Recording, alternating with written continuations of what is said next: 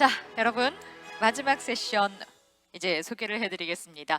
세 번째 세션 혁신을 통한 도약은 해운항만 산업의 전후방 공급 사슬에 위치해 상생 발전이 필요한 조선 물류 산업의 전문가들과 함께 산업별 혁신 및 기술 발전 수준을 확인하고 전체 산업의 공동 발전을 위해 필요한 사항들을 함께 점검하는 자리로 마련됐습니다. 그럼 함께 하실 연사들을 소개해드리겠습니다. 먼저 세계적인 물류 석학인 장볼 로드리게스 미국 뉴욕 호스트라 대학교 교수,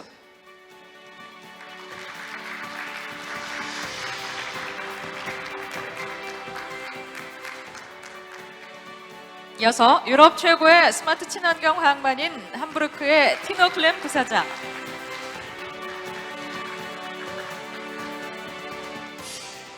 티노 클렘 부사장님 자리에 계실까요? 미스터 티노 클렘. Hello. Good evening or good morning from Germany. 네, 여러분 안녕하십니까? 잘 들리시나요? Fine. 네, 온라인으로 연결이 되어 있네요. 자, 이어서 소개해드리겠습니다. 한국을 대표하는 네오조선해양의 최동규 전무,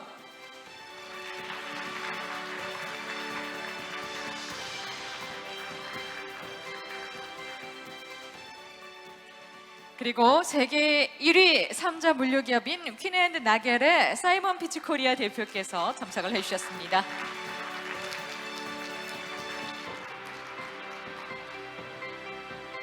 네, 여러분 자리에 앉아주시기 바랍니다. 자, 이어서 좌장님께 마이크를 넘기겠습니다.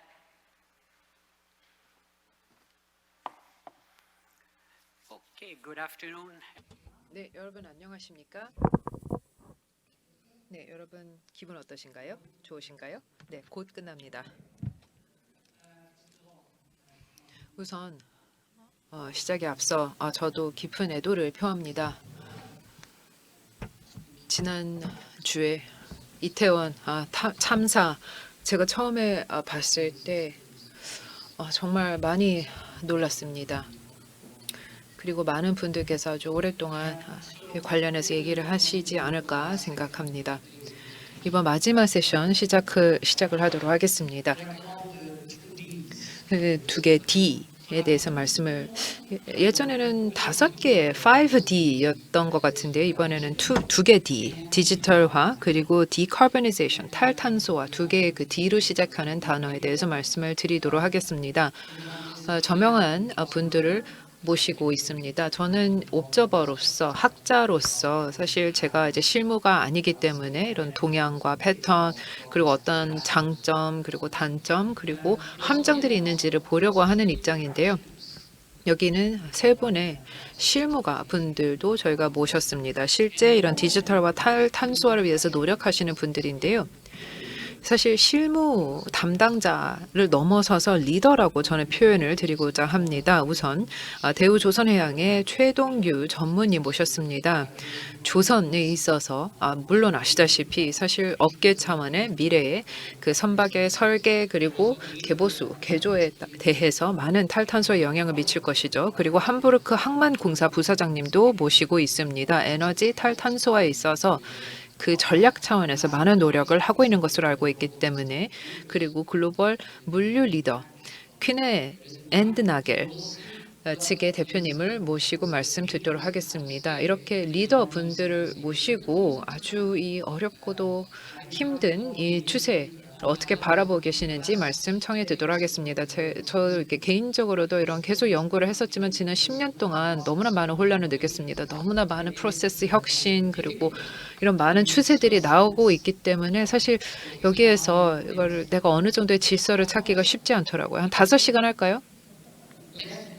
5시간은 너무 많나요? 그러면 한 50분 정도 저희가 이제 세션을 진행을 하는데, 제가 먼저 한 15분 정도 이 큰 그림을 개괄적으로 말씀을 드리고 그 다음에 실제 전문가 분들께서 말씀을 드릴 수 있도록 제가 마이크를 드리도록 하겠습니다. 제가 제 포트 이코노믹스라고 하는 제 CEO 노트북, 아마 CEO 노트북은 많은 분들이 아시겠지만, 그리고 알타네오시오스, 팔리스, 저의 이제 같이 집필한 최근 작입니다. 저희 저서의 표지를 지금 보여드리고 있는데요. 여기에서 디지털화가 무엇인지 한번 얘기를 해보도록 하겠습니다. 사실 많은 경우에 있어서는 실망을 안겨다 주는 경우가 있습니다. 왜냐면 저희가 이 프로세스를 얘기를 할 때, 이 탈탄소와 디지털화를 얘기를 할 때 이제 기대감이 어느 정도 있습니다. 이게 만병통치약이다.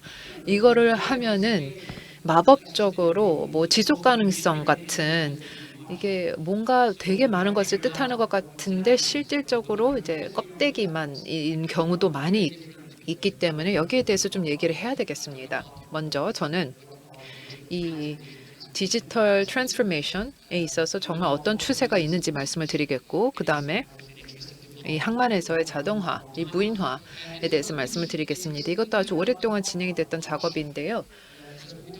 제가 그런 얘기를 많이 하지는 않은 것 같습니다. 디지털 기술의 얘기를 할 때 또 얘기를 많이 하지 않는 것이 사이버 보안 이슈입니다.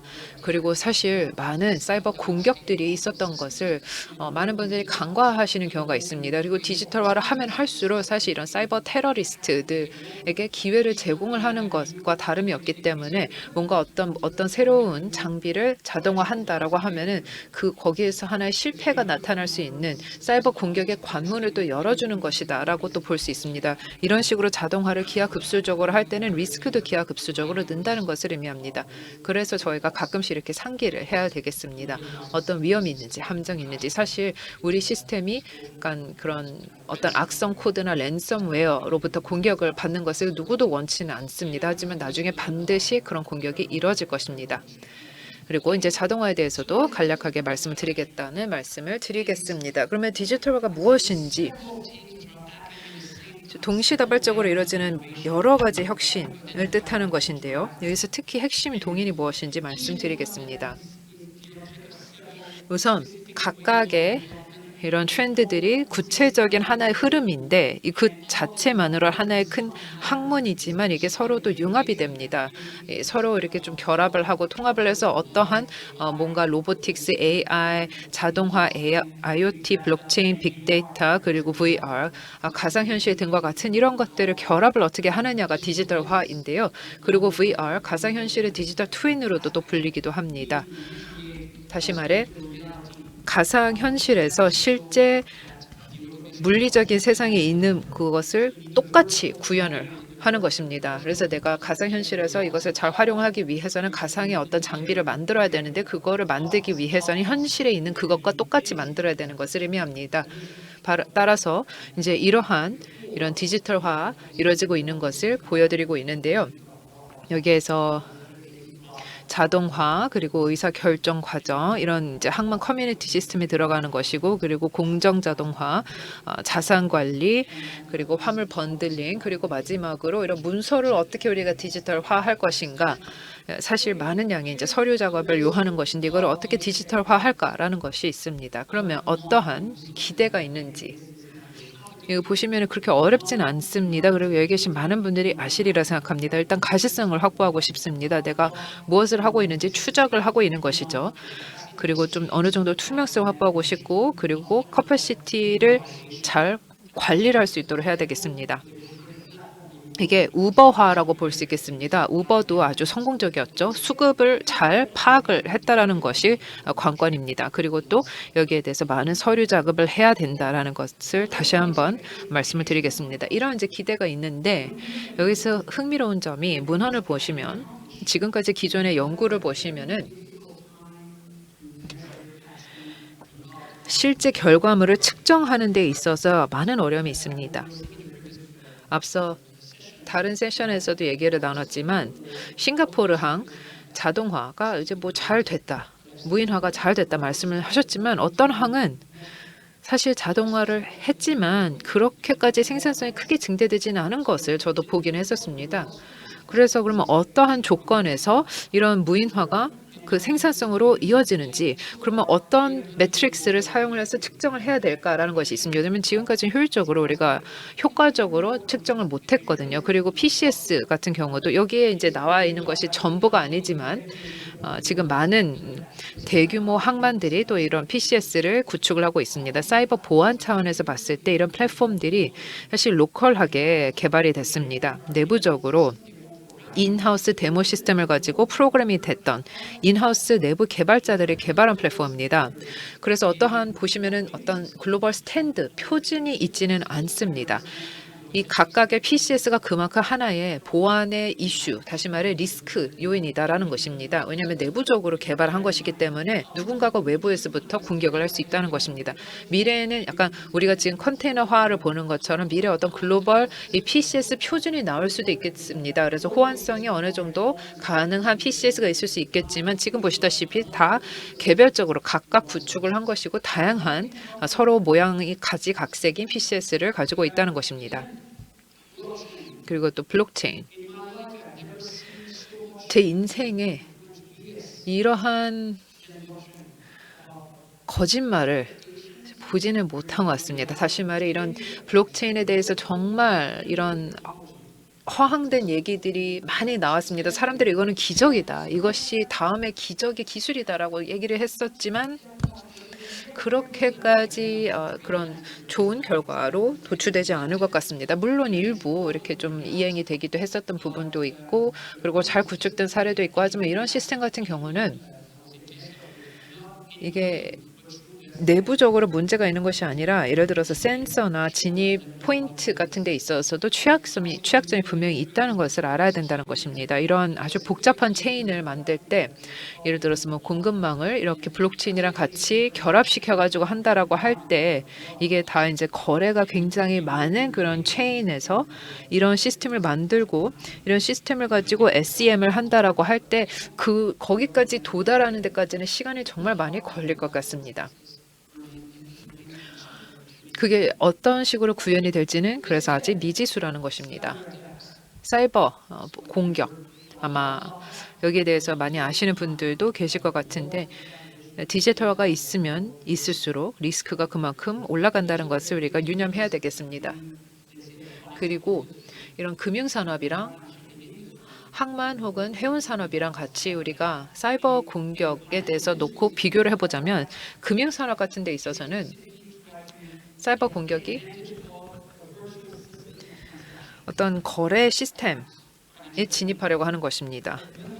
어떤 사람들의 은행 계좌 등에 진입하려고 하는데 해운 산업에 대해서는 사실 세트 풍부한 그런 산업이기 때문에 이러한 어떤 해운 산업에 이런 사이버 공격이 있을 때는 파급 효과가 더 클 수 있기 때문에 거기에서부터의 그 리스크가 더 크다는 것입니다. 그래서 여기에 대해서 나중에 또 어떤 얘기가 나올지도 저도 참 잘 모르겠지만 예를 들어서 예전에는 한 10년 전에 있었던 해적행위 같은 얘기가 있었을 때 보통 해적행위가 있다? 해적들이 왔다 하면은 그냥 랜섬을 냈었습니다. 화물이 너무나 중요하고 우리에게 있어서는 귀중한 자산이기 때문에 랜섬을 지불을 했었습니다. 만약에 머스크 같은 경우, 이 머스크도 하나의 아주 흥미로운 사례 연구인데 이거는 랜섬이 아니라 하나의 그냥 파괴가 됐었던 것이죠. IT 시스템이 파괴가 됐던 사례가 있습니다. 그래서 사이버의 복원력을 키우는 것, 이게 국제 항만 협회에서도 이런 관련된 조사 연구를 하고 있는 것으로 알고 있기 때문에 여기에서 더 많은 연구 결과물이 나오지 않을까 생각합니다. IT나 컴퓨터 과학 하시는 분들은 잘 아시겠지만 사실 해운이나 항만 쪽은 아주 전통적이고 IT는 좀 신생 산업이죠. 그래서 이 사이버의 복원력이라는 문화를 저희가 새롭게 키워야 된다는 필요가 있습니다. 물론 지금도 많은 일들이 이루어지고 있고 많은 작업을 하긴 했지만 좀 더 갈 길이 있다는 것입니다. 자동화 같은 경우도 아주 흥미로운 주제입니다. 그리고 이게 그 자동화라고 얘기를 하긴 하지만 이게 뭐 자동화된 선박인지 차량인지 시프야드에 있는 여러 뭐 크레인인지 운영인지 뭐 여러 가지 자율 자동의 차원인 것인지 아니면 창고 관리도 무인화하는 것인지 여러 가지의 층위들이 있기 때문에 좀 다양하게 우리가 생각을 해야 될 필요가 있습니다. 그리고 또 컨테이너화라는 현상이 사실 하나의 표준 설계였습니다.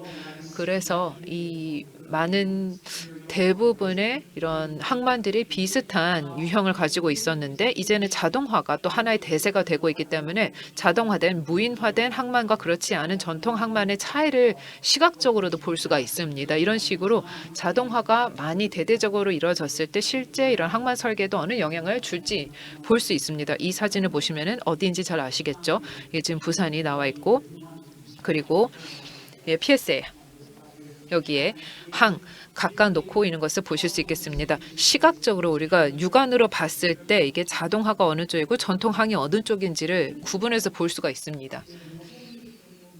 무인화된 항이 그렇다고 해서 더 복원력이 높을까요?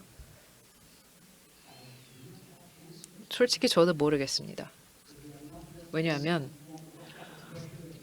무인화된 항만이 그렇게까지 큰 압박을 받지 못했기 때문에 아직까지는 어느 쪽이 더 탄력 또 회복력이 높은지는 모르겠습니다. 일단 그거는 건너뛰고 그리고 또 이런 식으로 자동화가 그럼에도 불구하고 아주 많이 나타나고 있다라는 말씀을 드리겠고 이게 어떻게 측정하느냐에 따라서 다르긴 하겠지만 실제 이런 글로벌 무인화된 터미널 한 65개 정도일까요? 근데 제가 이걸 보면은 흥미로운 것이 역사적으로 아주 기대 수준을 저희가 보통 높게 잡습니다. 그리고 늘 틀립니다. 제가 모든 항만의 예측 모델을 다 분석을 해봤습니다. 아주 오랫동안 이런 예측 모델을 많이 분석을 해봤었는데 여기에 한 가지가 똑같습니다. 무엇일까요? 다 틀렸다는 것. 늘 틀립니다. 우리가 전망을 하려고는 하지만 늘 틀리고 그래서 이런 60년대만 하더라도 이게 60년대 그때 당시 신문 기사였는데요. 자동화로 인해서 사람들이 일자리를 잃을 것이다라고 했었는데 뭐 그렇지는 않았습니다. 여기 다른 동료분들과 같이 저희가 분석을 하고 그리고 각각의 이런 요인들의 데이터 분석을 해서 우리가 알게 된 것이 실제 우리가 기대를 했었던 것과 실제 나타났던 것이 미스매칭 됐다라는 것인데 자동화 그리고 무인화를 주도했었던 가장 큰 요인이 안전이었습니다. 그리고 뭐 비용을 낮추는 것, 다각화, 뭐 노동비 뭐 이런 것들이 있었습니다.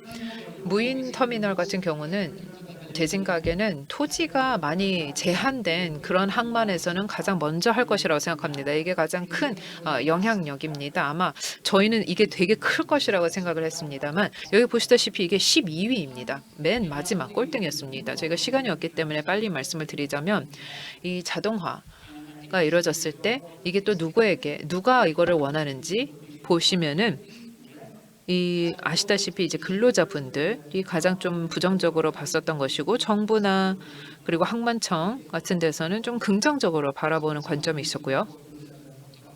그래서 여기에 있어서도 약간의 줄다리기가 있는 것을 보실 수 있겠지만 마지막입니다. 지금 무인 터미널 지금 현황을 파악해서 보여드리고 있는 것입니다.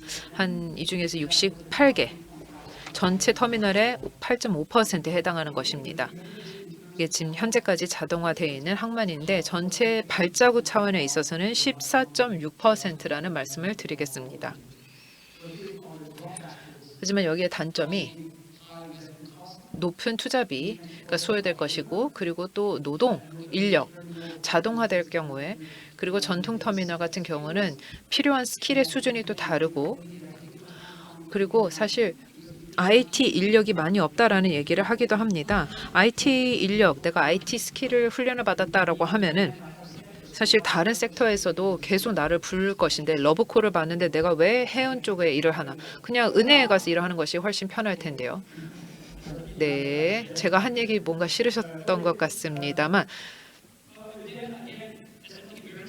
어쨌든 이거는 매우 흥미로운 하나의 현상이라고 생각합니다. 그래서 자동화를 하는 이유가 이게 뭐 시장 혼란의 리스크가 있기 때문에 하는 것이 아니라 그렇게 되면은 이게 공간 확보를 하는 것이 어려울 수도 있기 때문에 그렇습니다. 그리고 마지막에 이제 노동 인력입니다. 미국의 서해안 같은 경우 자동화 때문에 지금 계속해서 싸우고 있는 투쟁하는 것을 보고 있습니다.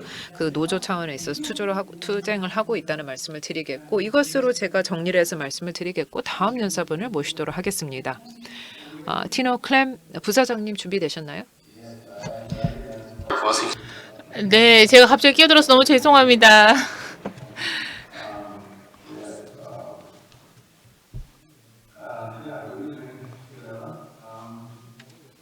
네, 여러분 안녕하십니까? 네, 오늘 이렇게 초대해 주셔서 진심으로 감사의 말씀을 드립니다. 제가 현장에 참석할 수 있었으면 너무 좋았겠습니다만 제가 또 해야 될 일이 너무나 많았어요. 이번 주에도 제가 또 면담도 있었고요. 하지만 기술 덕분에 제가 현장에 참석할 수는 없었습니다만 여러분과 이야기를 할 수 있게 되었습니다.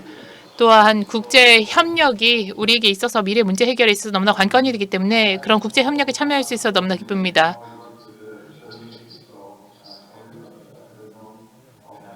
그러면 PPT 자료는 제가 어떤 식으로 활용을 해야 되나요? 지금 어떻게 해야 될지 이 부분이 정리가 안 된 것 같은데 어떻게 했으면 좋을까요?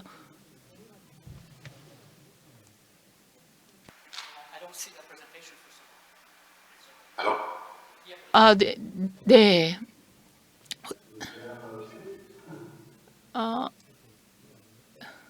이거를 네, 좀 정리를 해주셔서 네, 저희가 이쪽에서 뭐 정리를 해보도록 하겠습니다. 그쪽에서 지금 혹시 이거를 진행할 수가 있나요? 아니면은 네, 지금 부사장님께서 정리를 하실 수가 없는 부분인 것 같습니다. 그러면 한국에서 프레젠테이션을 좀 띄워주실 수 있을까요? 기술적인 어려움이 있으신 것 같습니다. 여기서 좀 PPT를 띄워주시면 될까요? 네, 그럼 제가 볼 수 있게 됐네요. 감사합니다. Yes, maybe you can click if I say next slide. 네, 감사합니다. 저는 티노 클램이라고 합니다. 저는 함부르크 항만공사에서 2005년부터 근무해 왔습니다. 2017년부터는 제가 경영위원회 위원으로 활동을 했고요. 오늘 저는 함부르크 항만에서 지금 시행되고 있는 디지털 혁신과 다양한 녹색 기술에 대해서 말씀드리도록 하겠습니다. 함부르크 항만에서 진행되고 있는 이런 부분에 대해서 여러분께 말씀을 드리게 될 텐데요. 바로 트랜스포메이션이 얼마나 필요한지를 확인할 수 있는 그런 내용이 될 거라는 생각이 듭니다. 그리고 나서 제가 어떻게 구체적인 프로젝트를 진행했는지도 이렇게 말씀을 드리겠습니다. 다음 슬라이드로 넘어가 주시기 바랍니다. 함부르크 항만의 특징을 말씀을 드리도록 하겠습니다. 전 세계로 나아가는 독일의 관문항이라고 할 수 있도록 말씀드릴 수 있을 것 같습니다. 2021년에 해상 화물 처리 물동량이 1억 3천만 톤에 이르렀습니다. 거기다 좀 독특한 특성이 있습니다. 함부르크 항의 경우에는 조수 간만항입니다. 이 지도에서 보시게 되면 함부르크시 중간에 위치해 있습니다. 그러니까 도시 중앙을 점유하고 있는 항만입니다. 또한 도시 면적의 10%를 저희가 차지하고 있습니다. 그러다 보니까 두 가지 도전 과제를 당면할 수밖에 없습니다. 첫 번째는 190만 명 주민들이 항만의 영향을 직접적으로 받을 수밖에 없습니다. 두 번째로는 항만 자체가 활용하고 있는 토지를 확장할 수 있는 가능성이 전혀 없습니다. 그렇기 때문에 토지를 효율적으로 사용하는 방법 이외에는 저희가 기본 물리적인 공간을 확장할 수 있는 방법은 없습니다. 그런데 이런 도전 과제들을 저희가 어떤 식으로 해결해 나가고 있는지를 말씀드리도록 하겠습니다.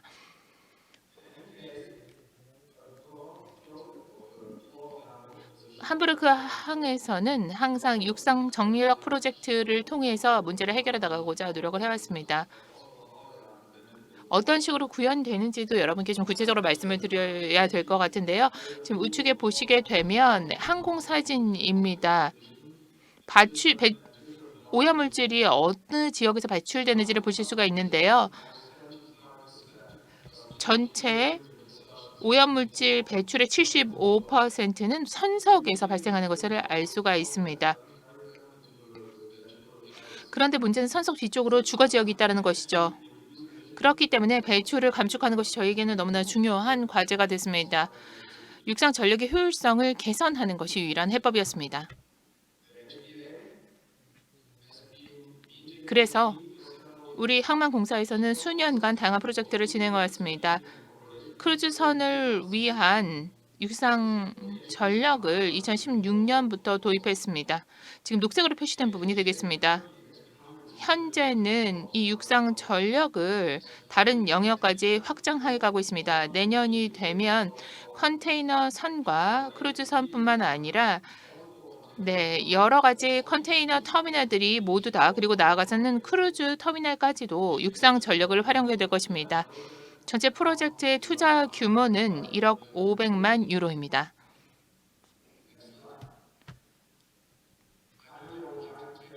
네. 또한 저희가 어떤 조치를 취해서 실질적인 결과를 도출해 보도록 하겠습니다. 함부르크 내의 주요 선박들 배출량이 상당한데요. 그런데 현재 프로그램을 통해서 지금 현재 발생하게 되는 배출량의 60%까지 해소가 가능함을 확인할 수가 있었습니다. 2016년부터 저희가 육상 전력을 구비했다라고 말씀을 드렸는데요. 2020년에 1,300톤의 탄소를 배출했는데요. 저희가 처음 시작했을 때는 사실 2만 톤이 넘는 이산화탄소 배출량이 발생을 했었습니다. 이런 것을 꾸준하게 줄여온 것이죠. 이것을 통해서 함부르크 항이 항만으로서의 기후 변화 대응 책임을 다하고 있음을 확인할 수 있습니다. 육상 전력 이외에도 최근 들어서 집중적으로 언론에서 다루는 주제 중에 하나가 수소가 되겠습니다. 함부르크 항에서도 이 수소를 미래 에너지원으로 적극적으로 고려하고 있습니다. 수소 생산 소비 이 전 가치 사슬을 아우르기 위해서 함부르크 수소 네트워크에 참여하고 있습니다. 철도, 수로, 도로 모두를 아우르는 것이라고 할 수 있겠고요. 함부르크 항은 사실 이런 가치 사슬에서 또 중심적인 역할을 담당할 수 있습니다. 첫 번째로 공급망의 측면에서는 수입을 담당할 뿐만 아니라 재생에너지를 이용해 해상 풍력의 생산자 역할도 담당할 수가 있습니다. 덕분에 1차 산업에 전력을 공급할 수 있는 기회가 분명히 존재하고 있습니다. 사실 현재 에너지 수요도 굉장히 높기 때문에 기회는 매우 풍부하다 하겠습니다. 그래서 항만 내에 수소 생태계를 구축하고자 합니다. 수소 항만 애플리케이션 프로젝트는 하나의 구현자로서 중요한 기업들을 파트너로서 참여할 수 있도록 하고 있습니다. 저희가 이미 적극적인 활동을 이 프로젝트를 통해서 진행하면서 다양한 기업들과 협력하고 있습니다. 이를 통해서 녹색 물류 체인을 구축하려고 합니다. 구체적인 사례를 들어 여러분께 말씀을 드리도록 하겠습니다. 바로 수소 프로젝트가 되겠는데요. 저희가 세 가지 각도에서 이 프로젝트에 접근하고 있습니다. 첫 번째로는 복합 수소 충전소를 구축하려고 합니다. 모든 교통수단이 다 사용할 수 있도록 함으로써 물류 비용을 줄이고 규모의 경제를 달성하려고 합니다. 두 번째로는 함부르크를 대체 연료의 허브로 발전시킴으로써 수소를 모든 다양한 형태로 과용할 수 있도록 만들려고 합니다. 주된 방법은 암모니아와 메탄올이 되겠습니다. 다음으로는 수소 동력선을 건조하고 도입하고자 합니다. 수소 기술 전반적으로 보자면 규모의 경제가 담보가 되어야만 경제적 효율성을 확보할 수가 있습니다. 우리 공사에서는 우리 항만청에서는 이런 부분에 있어서 노력을 견인하고자 합니다. 앞서 말씀드렸던 것처럼 새로운 혁신적인 환경을 구축해 적용할 수 있는 좋은 조건을 갖추고 있는 분이 바로 선박이 되겠습니다.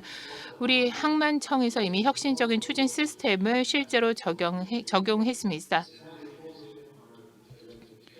전력화, 수소 등을 적극적으로 적용한 녹색 추진 기술이 되겠습니다. 수년 동안 이미 운항을 했고요. 수소 동력선으로도 운영을 했습니다. 지금 좌측 상단에서 보시는 것처럼 이런 선박이 2시간 동안 배출 없이 운항이 가능할 뿐만 아니라 저배출 모드로 천연가스 같은 것들을 또 사용할 수도 있습니다. 또 저희가 국제 연구 컨소시엄에 참여해서 특정 형태, 그러니까 메탄올 등을 사용하는 그런 연구에도 참여를 하고 있습니다. 이것이 궁극적으로는 항만이 탄소 중립 항만이 되는 변혁의 과정에서 매우 중요할 것입니다. 마지막으로는 디지털화 증진의 중요성에 대해서 말씀을 드리도록 하겠습니다. 기존의 자원을 보다 효율적으로 사용할 수 있을 뿐만 아니라 탄소를 배출할 수 있는 핵심적인 대안이기 때문입니다.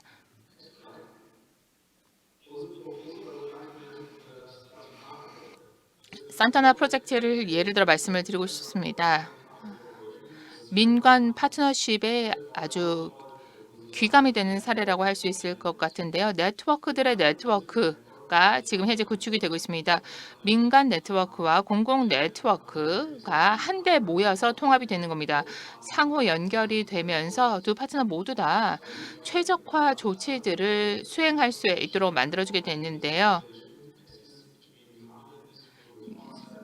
기업들이 이를 통해서 공동의 이해를 증진시킬 수 있을 뿐만 아니라 디지털 트윈을 통해서 방대한 데이터를 확보해 나가고 있습니다. 그렇다면 HPA에서 우리 항만청에서 어떤 조치를 취했는지 말씀드리도록 하겠습니다. 네, 먼저 저희가 해운에서부터 이런 개선 조치를 시작했습니다. 모든 항만 이해 관계자들 사이에 데이터 교류를 위한 정보 플랫폼을 구축했습니다. 이런 플랫폼을 사용함으로써 이런 공동의 정보 교환 플랫폼을 사용함으로써 보다 모든 참가자들이 투명하게 정보를 확보할 수 있게 되었습니다. 터미널 운영사라든지 아니면 도선 관련한 서비스 제공사라든지 선박 공급 이런 부분에 있어서 보다 정확하게 적시 입출항 정보를 확보할 수 있게 되었습니다. 또한 상태 변경 정보도 실시간으로 확인할 수 있게 되었습니다. 디지털화는 하지만 아직도 초기 단계에 있을 뿐입니다. 저희가 실시간으로 포괄적인 상태를 다 확인할 수 있는 단계까지 나아가야 될 것입니다. 보다 효율적으로 자원을 배분하기 위해서는 실시간으로 선석과 항만 내에서의 선박의 대기 현황을 디지털로 확인할 수 있어야 될 것입니다. 이런 정보가 보다 포괄적으로 제공이 돼야 될 것이고요. 다음으로는 육상 관련한 조치가 되겠습니다. 트랜스포트 레일 넥스트 제너레이션이라는 프로젝트에 대해서 먼저 말씀을 드리고 싶은데요. 네, 물 흐르듯이 매끄러운 철도 교통관리 시스템을 구축하기 위한 프로젝트가 되겠습니다. 효율적인 운영뿐만 아니라 이런 물류의 이동이 훨씬 더 매끄럽게 함부르크 항 내에서 이루어지도록 하기 위한 프로젝트가 되겠습니다. 철도 화물 수송 자원도 또 최적화 사용을 할 수 있도록 그 기초가 되는 것이 이 프로젝트가 되겠습니다. 함부르크는 유럽의 최대 철도 항만이었습니다. 2020년 기준으로 그런데요. 그렇기 때문에 이런 부분이 너무나 중요합니다.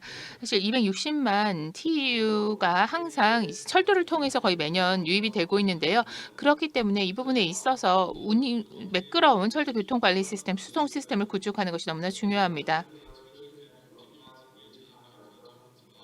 또 교통 흐름 최적화를 위한 양자 퀀텀 강화가 있습니다.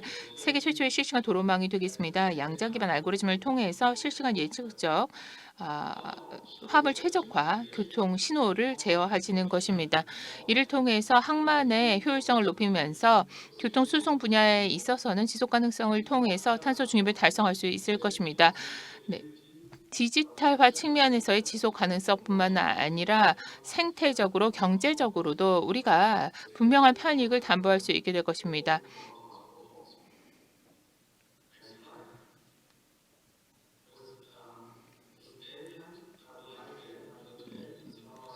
네, 제가 몇 가지 정리해서 말씀을 드리고 제 발표를 마무리하도록 하겠습니다. 함부르크 항은 육상 전력 분야에 있어서 선구자의 역할을 공고히 해왔습니다. 2016년부터 시작을 했으니까 유럽에서 최초로 육상 전력 분야에 저희가 상당한 투자를 했다고 할 수 있을 텐데요. 또한 저희는 녹색 물류망의 구현자입니다. 저희가 수소에 대해 초점을 맞추게 되면서 결국 물류망의 대변혁을 주도하게 될 것입니다. 뿐만 아니라 함부르크 항은 수송 인프라의 최적 사용과 배출 감축을 위해 디지털화를 견인해 나가고 있습니다. 이를 통해서 온실가스 배출을 지속적으로 감축해 나가고 있습니다. 경청해 주신 여러분 감사합니다. 여러분 질문 있으시면 Q&A 시간을 통해서 질문 답변 드리도록 하겠습니다. 감사합니다. Perfect. Tino, your 네, 시간을 정확히 맞춰서 마무리를 해주셨습니다. 시간 관리 차원에 있어서 훌륭하신데요.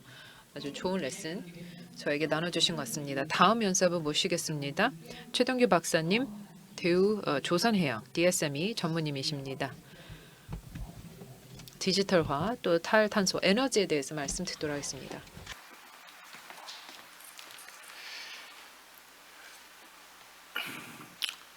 Good afternoon, ladies and 여러분 안녕하십니까? 저는 최동규입니다. DSME 대우조선해양 R&D 연구소 소장을 맡고 있습니다. 대우조선해양은 세계 초인류 조선사입니다. 저희 조선소는 거제도에 위치하고 있고 부산에서 한 차로 한 1시간 정도 소요됩니다. 저희는 그 대우 조선해양의 탈탄소화 디지털화 계획에 대해서 말씀드리겠습니다.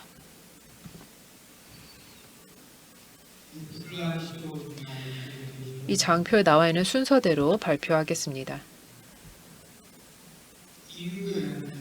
유럽과 UN 아주 야심찬 탈탄소화 계획을 발표했습니다.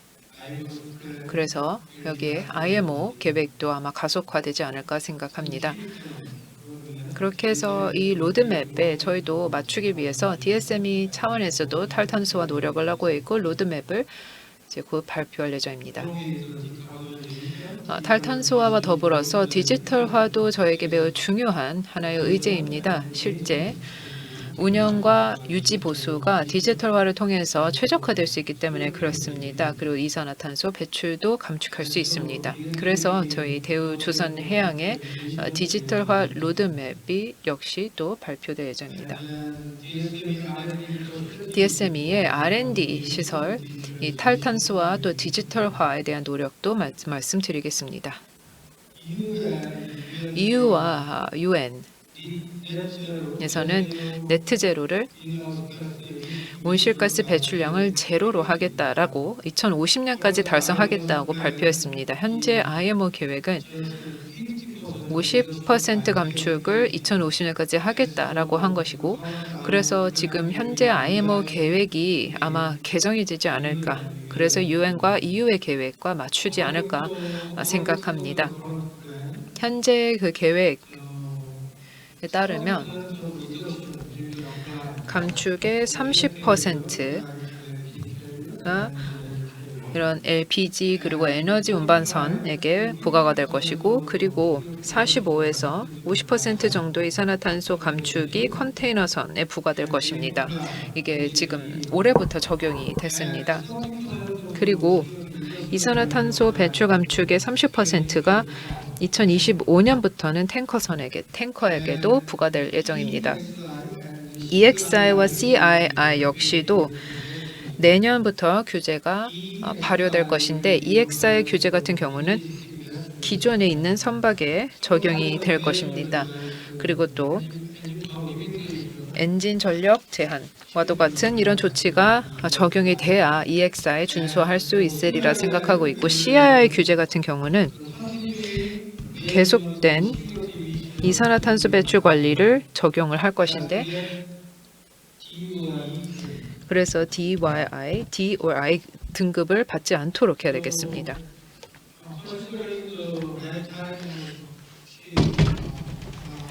그 선박이 보통 한 20년의 수명 주기를 가지고 있다라고 할 때 이 제로 탄소 목표를 2050년까지 달성하기 위해서는 사업적인 지금 가용한 솔루션, 제로 탄소 솔루션이 또 2030년까지는 나와야 된다라고 생각합니다. 이게 저희 목표입니다. 이 장표는 DSME의 탈탄소와 기술 로드맵을 보여드리고 있는데 단기적으로는 LNG 그리고 중기는 아모니아, 장기적으로는 수소를 생각하고 있습니다. LNG는 연료로 사용을 하고 있는데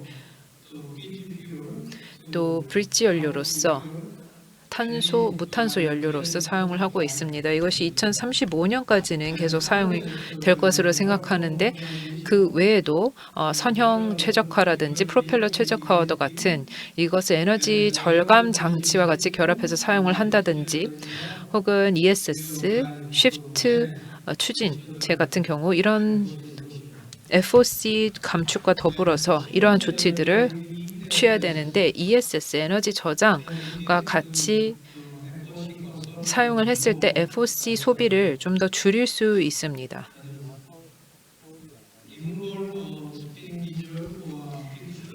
피크 쉐이빙을 어느 정도 완화할 수 있기 때문에 그렇습니다. 풍력을 로토 세일을 통해서 그리고 윙 세일을 통해서 풍력 에너지를 사용을 하면은 역시 또 추가적인 이산화탄소 배출 감축을 할 수 있고 이 이산화탄소 포집 방법도 다양하게 지금 새롭게 나오고 있는데 이 경제성도 저희가 면밀히 검토해야 되겠습니다.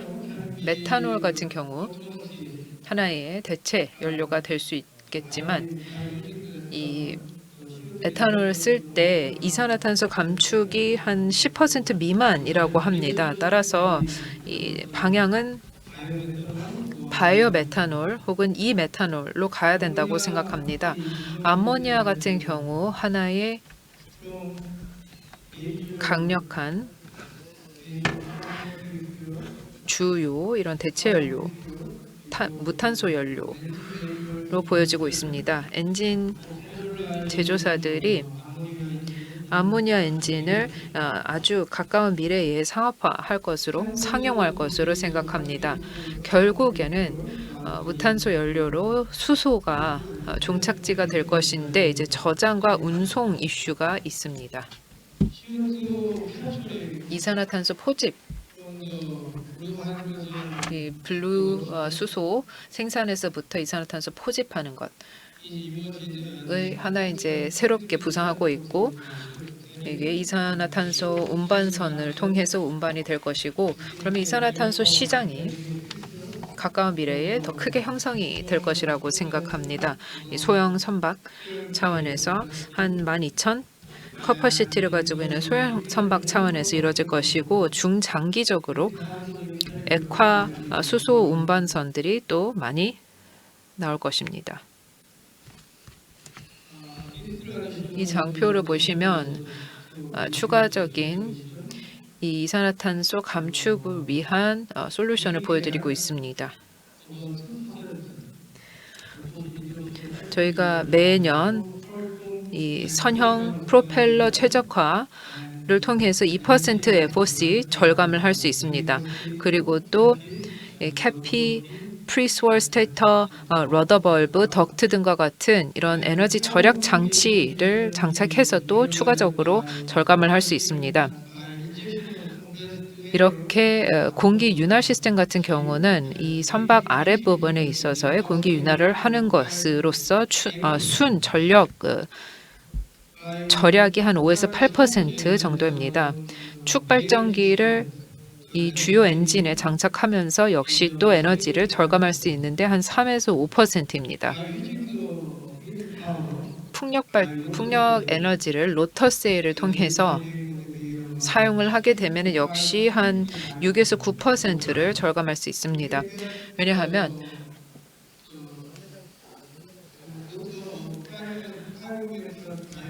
(5m의) 직경을 가지고 있는 그리고 (10m의) 높이의 로터를 사용을 했을 때 FOC를 한 3% 정도 절감할 수 있는데 그래서 저희는 국제 로터를 한 2개 이제 보통 이제 LNG 운반선에 2개, 3개 정도가 있기 때문에 그런 것을 종합적으로 고려했을 때 6에서 9% 정도 생각할 수 있습니다.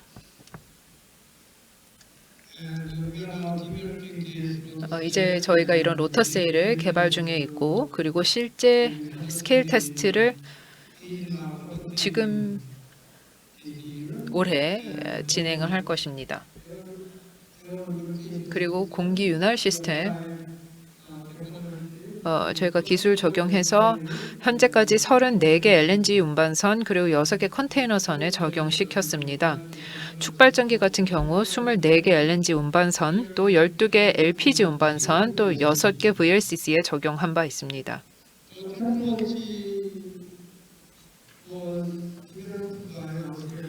저희가 내부적으로 기술 개발을 했고 이 기술은 저희 스마트 솔루션 DS4과 결합할 수 있습니다. 다시 말해 여기 DS4를 통해서 스마트 그리고 통합된 에너지 절감을 할 수 있습니다. 저희 DSME는 선상의 탄소 집약 시스템을 지금 현재 개발하고 있고 또 암모니아수가 또 이 탄소를 흡수하는 그런 기능이 있고 소형 파일럿 시범 테스트를 올해 진행을 했었고 저희가 한 1.5톤 시간당 1.5톤의 배출을 장비를 통해서 했는데 에너지 운반선에서 했습니다. 암모니아 추진선을 설계해서 VLCC와 컨테이너선을 위한 이런 설계를 했는데 암모니아 추진이 될 것입니다. 이것도 계속해서 저희가 노력하고 있는 부분입니다. 연료전지도 사용하려고 하고 있습니다. 연료전지 전문성을 가지고 있고 또 배터리 전지 전문성도 가지고 있어서 관련해서 사용하려고 하고 있습니다. 친환경 연료 그리고 전력화 또 개발해서 연료 전지 또 배터리에 있어서 저희가 하려고 하고 있고 고분자 이런 수소 연료 전지에 있어서도 테스팅을 하고 있습니다. 지금 액화 이산화탄소 운반선을 10만 커퍼시티를 가질 수 있도록 지금 개발하고 있고 액화수소 운반선 같은 경우는 저희가 소형 한 22만에서 4만급 소형 선박 같은 경우는 타입 C 탱크를 사용할 예정입니다. 그 외에는 타이프 B 혹은 멤브레인형을 고려 중입니다. 암모니아 운반선 같은 경우는 기술적인 어려움이 특별히 없습니다. 왜냐하면 이미 일부 VLCC가 암모니아를 화물로서 운반을 이미 하고 있기 때문에 그렇습니다. 암모니아 운반선 같은 경우 암모니아를 자연적으로 이제 연료로 사용을 하게 될 것입니다.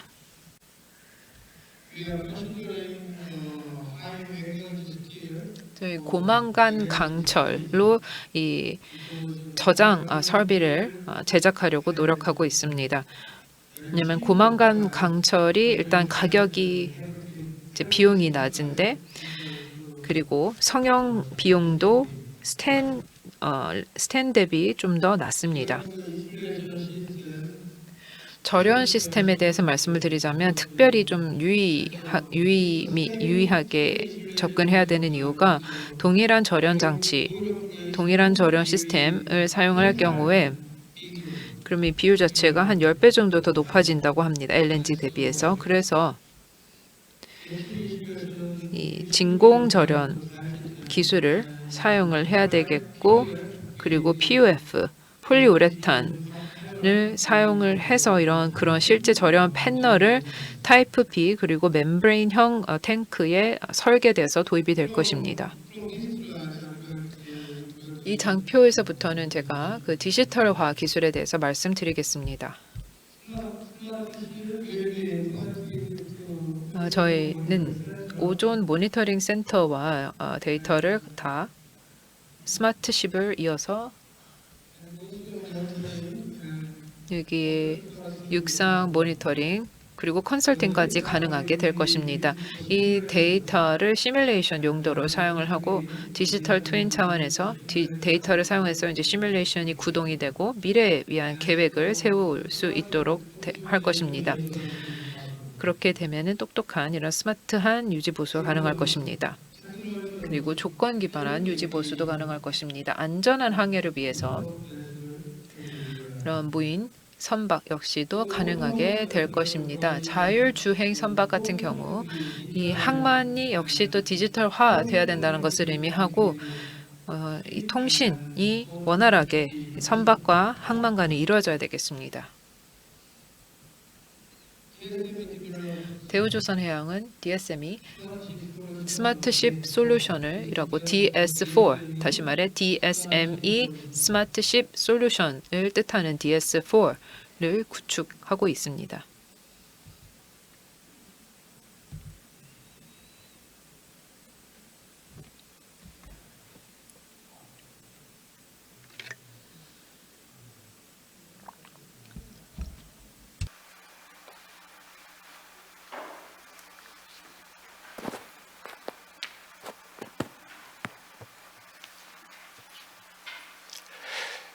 By DS4, the vessel will be connected.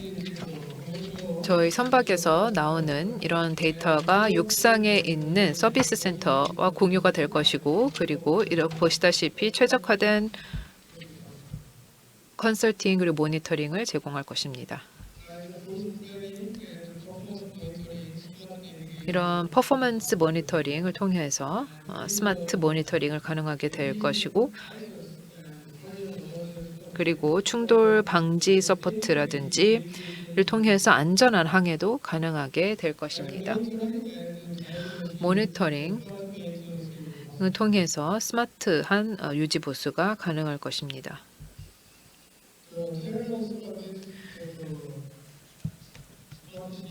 스마트십 솔루션을 통해서 맞춤형 솔루션을 제공할 수 있습니다. 스마트 LNG 운반선 그리고 스마트 LFS 관리가 가능할 것입니다. LNG 운반선 같은 경우 사실 LNG 작동 또 LNG 운영에 있어서 그 선원이 익숙치 않을 수도 있기 때문에 저희 DS4 차원에서 이런 어느 정도의 디지털화된 지침을 마련해 준다면 이 선박 운영에 큰 도움을 받을 수 있습니다.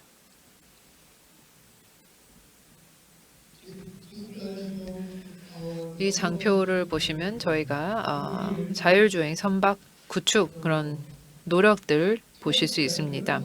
우선 저희가 단비 항해 자동화 DSM이 항해 자동화 선박의 뜻을 가지고 있는 것을 2021년 12월에 구축을 했었고 자율주행 항해 테스트를 진행했습니다. 원격 제어 센터에서 레이더 또 카메라를 사용해서 또 AIS 모니터링을 통해서 원격 제어가 가능합니다.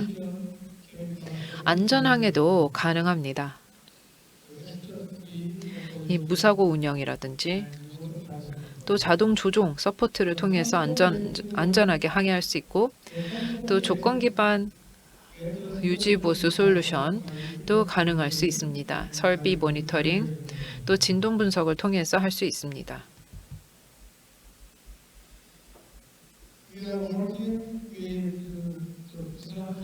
부산항과 로테르담 포트와 같이 저희가 협력해서 디지털 상호작용을 가능하게 하려고 하고 있습니다. 다시 말해 이 스마트항 디지털 트윈과 스마트 선박 간에 이런 디지털 통신을 하려고 노력하고 있습니다.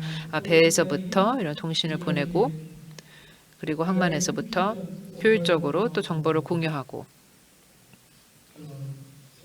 그러면 이런 도착, 입항, 그리고 화물 처리 그리고 출발까지, 출항까지 아주 효율적으로 관리할 수 있습니다. 그렇게 해서 JIT 도착을 가능하게 할 것입니다. 이런 최적화를 통해서 할 수 있을 것이고 결국에는 탄소 절감까지도 꾀할 수 있습니다.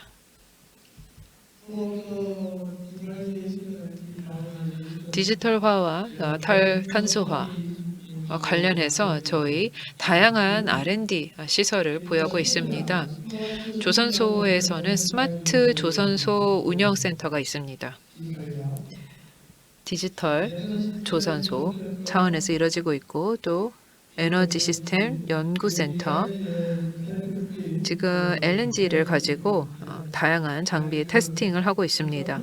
그리고 또 선원 훈련센터를 통해서도 저희가 OTS나 가상현실 기술을 사용해서 할 수 있습니다. 시흥 R&D 캠퍼스에서는 이런 토잉 탱크 그리고 캐비테이션 터널을 신규 구축해서 지금 운영 중에 있고 또 친환경 연료 전력화 LBTS 그리고 DS4 육상 오퍼레이션 센터도 역시 운영 중에 있는데 DS4 육상 오퍼레이션 센터 같은 경우 이런 선박에서부터 오는 데이터를 수집해서 이것을 분석해서 아주 최적화된 가이던스 서비스를 제공할 수 있습니다. 경청해 주셔서 감사합니다.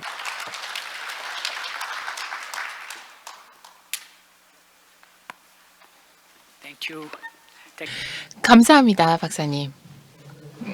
네, 최 박사님 발표 감사드립니다. 그러면 마지막 발표자 모시도록 하겠습니다. 퀸앤드 나겔의 사이먼 픽님께서 준비하신 내용 발표해 주시겠습니다. All right. Last but 네, 마지막이긴 합니다. 먼저 이렇게 저를 초대해 주시고 이런 놀라운 행사를 마련해 주신 것에 진심으로 감사의 말씀을 드리고 싶습니다. 다른 분과 마찬가지로 이태원에서 발생한 이 참사로 아픔을 겪으신 모든 분들께 위로의 말씀을 전합니다. 저도 사실 1km밖에 떨어져 있지 않은 곳에서 살고 있어서요. 슬라이드에 나와 있지는 않지만 제가 여러분께 오늘 드리고 싶은 말씀은 지금은 정말 흥미로운 시기라는 겁니다. 물류 산업에 몸담기에 너무나 재미있는 때입니다. 그래서 여러분 집으로 돌아가셔서 가족에게 그리고 친구에게 물류에 일을 해보라고 꼭 말씀해 주셨으면 좋겠어요. 사실 이 업계를 떠난 분들이 지난 2년 동안 굉장히 많았어요. 환경이 그렇게 좋지는 않았기 때문이죠. 두 번째로는요. 며칠 후면 당사국 총회 제27차 시작이 됩니다. 여기서 다양한 혁신과 개선을 우리가 확인할 수 있게 될 겁니다. 그런데 아직도 우리가 더 많이 할 수 있습니다. 함께하면 또 더 많이 할 수 있고요. 전 현재 한국에서 거주하고 있는데요. 혹시 저와 대화를 하고 싶으신 분, 저희가 한국에서 어떤 사업을 하는지 그리고 프레이트 포워더가 어떤 부분에 있어서 기여를 할 수 있을지 궁금하신 분 저에게 말씀해 주시기 바랍니다. 함께 이야기 나눴으면 좋겠습니다. we see 네, 저희가 이 업계에서 목도하고 있는 상황에 대해서 여러분께 먼저 말씀을 드리도록 하겠습니다. 오늘 발표를 통해서 여러분 아마 다 들으셨을 겁니다.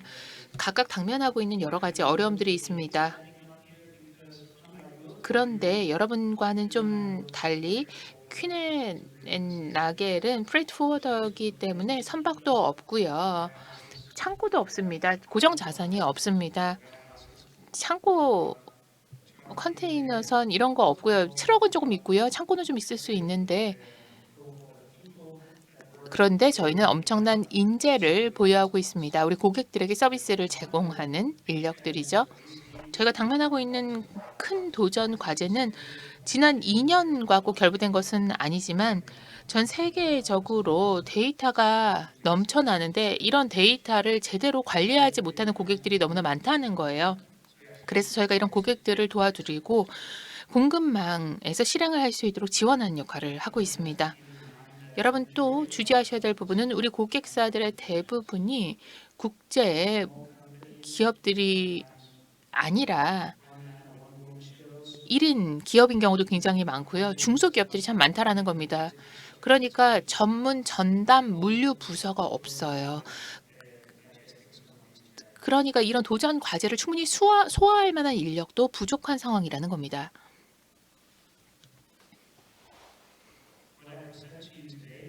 오늘 제가 여러분께 말씀드리고 싶은 부분은 바로 이 해운 분야에 있어서 계획 수립을 도와드릴 수 있는 솔루션입니다.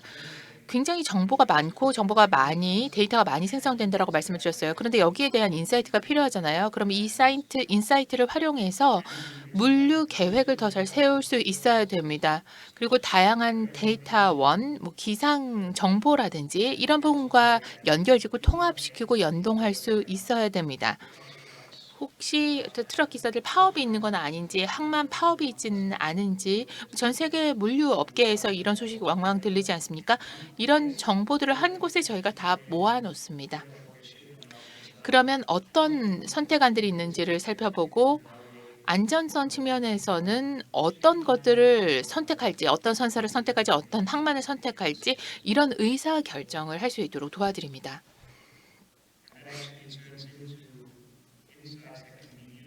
이 인사이트를 활용해서 포트폴리오를 더 잘 관리할 수 있게 되고 리스크를 분산시킬 수도 있습니다. 저희가 전 세계적으로 많은 고객들을 확보하게 됐습니다. 지난 2년 동안 고객들을 더 많이 확보할 수 있게 됐는데요. 지금 현재 이제 선박이 가용하지 않으면 어떤 대안이 있는지도 확인하실 수 있고요. 정실성이 떨어지는 서비스가 있으면 이것은 좀 회피할 수도 있고요.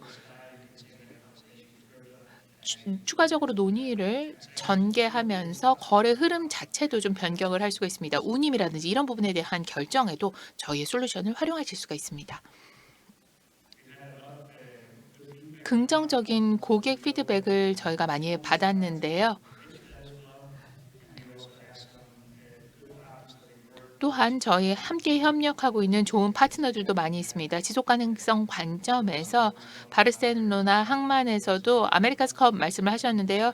그중에서 볼스 헬만이라는 분이 저희와 함께 이런 부분에서 협업을 하고 계십니다. 전 세계 혼자서 이 항해를 하시는 분이신데요. 이 데이터를 저희가 풍성할 뿐만 아니라 지속 가능성을 증진시키고 있다라는 부분을 이제 명시하기 위해서 이 본인의 그 팀 말리지에나의 선박을 시 익스플로러로 명명해 주셨습니다. 이것으로 제 발표는 마무리하겠습니다. 그럼 Q&A 시간에 저 깊은 이야기 나누겠습니다. 감사합니다. Okay, perfect. 네. 이제 토론 시간을 갖도록 하겠습니다. 제가 각각의 연사분들을 위해서 제가 좌장이기 때문에 몇 가지 좀 귀찮은 질문을 준비해 봤습니다. 먼저 티노님께 질문을 드리겠습니다. 티노 글램 부사장님 아직 계시죠? 네. Perfect. 네, 감사합니다. 발표해 주신 내용을 토대로 해서 질문을 드려보도록 하겠습니다. 이 업계를 지난 25년 동안 제가 관찰해 오면서 한 가지 자명해진 것은 항만 공사의 역할이 기본적으로 아주 급속도로 달라지고 있다는 겁니다. 과거에는 인프라, 이해관계자 관리 주체였다면 이제는 항만청과 항만공사들이 다양한 사업, 다양한 혁신적인 활동들을 하는 것을 볼 수가 있습니다. 제가 준비했던 질문은요. 탈탄소화에 참여를 하고 계시고 에너지 플랫폼 역할을 또 하고 계시니까요. 왜 HPEA의 관점에서 보셨을 때 굉장히 규모가 큰 그러면서 또 혁신적인 기관이지 않습니까? 정말 놀라운 역량을 가지고 있는데 왜 디지털화부터 시작을 해볼까요? 왜 HPEA가 이런 부분에 있어서 적극적으로 들어가야겠다라고 생각을 하셨는지 항만공사가 가장 먼저 앞서신 이유는 무엇일까요? 네, 좋은 질문 해주셔서 감사합니다. 좀 쉽게 답변을 드려보도록 하겠습니다. 항만청은 네트워크를 가지고 있습니다. 우리가 좀 중립적으로 이제 경쟁을 하는 게 아니라 경쟁의 중립적인 상황에서 모든 주체들을 한데 모으는 역할을 하지 않습니까? 항만 내에서 활동하고 있는 주체들이 굉장히 많기 때문에 항만은 다양한 서비스의 집합체, 다양한 기업과 프로세스의 집합체입니다.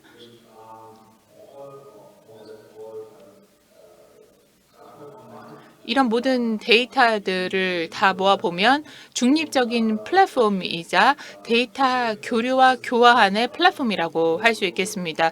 이런 중립적인 항만공사, 항만청의 역할을 우리가 수행하고 할 수가 있고요. 또한 많은 항만공사, 항만청들이 아까 발표에서도 말씀을 해주셨는데 다양한 데이터베이스를 구축할 수 있는 상황이잖아요. 네, 이것은 어떤 단계적인 접근 방식으로서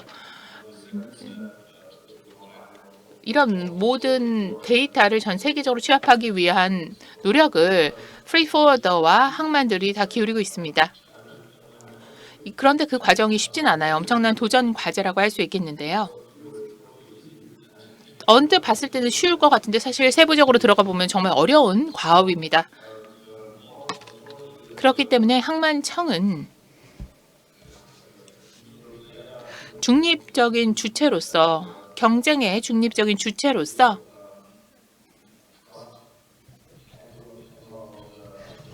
데이터를 취급할 수 있는 신뢰성 있는 주체가 될 수 있습니다. 그렇기 때문에 우리가 당연히 이런 역할을 수행해야 된다라는 생각을 하게 되고요. 그런데 현실적으로는 전 세계적으로 하고 싶은 대로 해도 된다라고 생각하는 그런 주체들이 많은 것 같아요. 그러다 보니까 아직까지 갈 길이 멀다는 생각이 듭니다.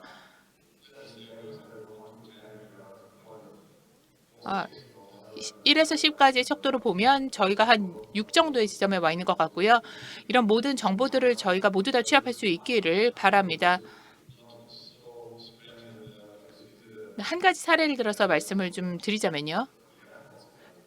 공항의 예를 들어볼까요? 하나의 시스템으로 전 세계가 연결이 되지 않습니까? 네, 우리 업도 마찬가지인 것 같습니다. 감사합니다. 한 가지 질문을 더 드리도록 하겠습니다. 두 번째 요점이라고 할 수 있을 것 같은데요. 역시 제가 관찰을 하다 보니까 탈탄소와 관련해서 어디를 보든지 간에 항만이 에너지를 생산하고 배전을 하는 역할을 하더라는 거죠. 아주 흥미로운 트렌드인 것 같습니다. 이전엔 그러지 않았었거든요. 함부르크에서는 이제 다양한 연료에 대해서도 말씀을 해주셨는데요. 왜 이런 부분에 있어서 에너지 공급 그리고 에너지 중개자가 되어야 된다라는 생각을 하시게 됐는지요? 저희는 그렇게는 생각하지 않습니다. 저는 에너지 공급자라고는 생각하지 않고요. 어떻게 보면 구현자로서 파트너들을 한자리에 모여서 협력할 수 있도록 해주는 역할을 하고 있습니다. 공간의 문제가 이제 있기 때문에 항만 내에 그런 공간을 마련해줘서 협업할 수 있도록 해주는 것이죠. 하지만 저희는 에너지 생산자는 아닙니다. 우리도 에너지가 필요한 것은 맞습니다. 우리 항만도 우리 항만의 운영을 위해서는 에너지가 필요합니다. 그렇기 때문에 재생에너지 해법을 함께 찾아나가기도 하고 또 탄소 중립 항만이 되겠다라는 목표를 구축했습니다만 항만은 이런 부분보다는 훨씬 더 큰 활동에 또 관여를 하고 있죠. 하지만 저희의 역할은 이런 파트너들을 한데 모아서 함께 협력할 수 있도록 해주는 구현자의 역할입니다. 뿐만 아니라 또 강력한 영향력을 가지고 계시기 때문에 앞으로 또 상황을 이해해 주셔야 될 것 같습니다. 감사합니다. 네, 두 가지 질문 제가 준비한 질문을 드렸습니다. 그러면 최 박사님께 질문 드리겠습니다. concerning shipbuilding. 그 조선 관련해서 사실 DSME가 아주 야심찬 이런 경로를 설정했다는 것, 연료 전환 경로를 설정했다라는 것이 매우 놀라웠습니다. 이런 기술을 또 개발하려고 노력을 하고 있다는 말씀을 해주셨는데요. 근데 제가 우려를 가지고 있는 점이 이 시장의 세그멘테이션 이슈라고 할 수 있겠습니다. 다시 말해 저희가 오랜 기간 동안 이 하나의 연료만 사용을 하는데 익숙해져 있다가 이제 전환을 갑자기 해야 되는데 갑자기 또 여러 개 연료 타입으로 여러 개 이제 옵션이 있는데 이게 또 단계별로 또 다르게 사용을 할 수도 있고 하는 그런 어려움이 있는데요.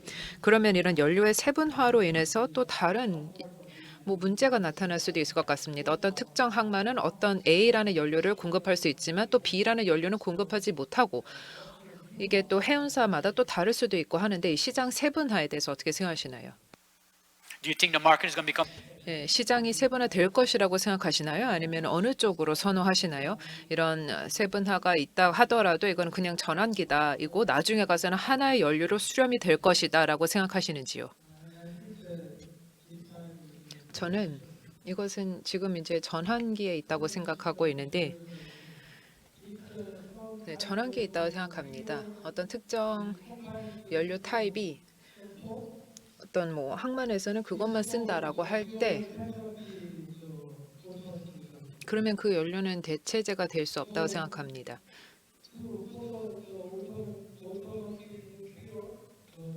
이런 대체 연료는 이제 뭐 벙커링 같은 경우는 전 세계적으로 가능하지 않을까 생각합니다. LNG처럼 LNG는 전 세계적으로 공급이 될 수 있기 때문에 이게 하나의 대체가 될 수 있다고 생각하는데 메탄올 같은 경우는 제한이 좀 있을 거라고 생각합니다.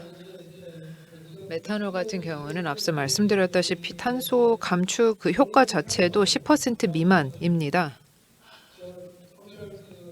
이거를 LNG의 23%랑 비교를 해보면 어느 쪽이 유리한지 알 수 있기 때문에 그래서 저는 결국에는 방향이 바이오 연료 이 메탄올로 가야 되지 않을까 생각합니다. 하지만 아시다시피 바이오 메탄올 같은 경우는 또 그 자체로 제약들이 좀 있습니다. 이제 식량과 또 연결이 되기 때문에 그런데 이 메탄올 같은 경우는 또 매우 비싸고 일단 지금으로서 그래서 일단 뭐 제 예상은 아니긴 하지만 제가 희망을 한다고 말씀을 드리자면 이 대체 연료가 결국에는 하나의 솔루션으로 수렴이 될 것이라고 생각하고 있고 이게 조선사들이 또 그거에도 좋을 것 같습니다. 하나에만 집중할 수 있기 때문에 조선사 입장에서도 좋은데 일단은 지금은 옵션이 많은 것이 사실이고 그래서 거기에 맞춰서 저희가 이제 선박 설계를 할 때 이것도 좀 분산해서 해야 될 그런 필요가 있습니다. 그래서 상당히 좀 애로가 있습니다. 지금은 하지만 전환기이기 때문에 결국에는 이제 대체가 LNG인데 LNG가 하나의 긴 약간 다리 역할을 할 것이다. 무탄소 연료로 가는 그런 다리를 놓아줄 것인데 이게 암모니아 내지는 수소가 되지 않을까 생각합니다. 그래서 말씀하신 것이 뭐가 됐든 우리는 지을 수 있다라는 것 같은데요. 시장이 이걸 정해주면은 우리는 거기에 따르겠다. 일단 우리는 다양한 옵션에 맞춰서 설계를 하겠다라는 식으로 말씀을 하신 것 같은데 아주 스마트한 이런 해결책인 것 같습니다. 두 번째 질문 드리겠습니다. 이 선박의 디지털화 이런 여러 이제 기술도 아주 놀라웠습니다. 사실 자체 모니터링을 하는 것 같은 그런 설비가 있을 것 같은데 DSME에게 있어서 이게 하나의 차별화되는 것이라고 생각하십니까? 시장 경쟁 우위를 선점할 수 있는 것이라고 생각하시나요? 아니면 이거는 모든 조선사들이 다 비슷하게 그렇게 디지털 선박을 향해 가고 있다고 생각하시나요? 한국 조선사 빅3 조선사들에게 있어서 이런 디지털화 내지는 스마트십 솔루션 하나의 이제 표준이 됐다 생각합니다.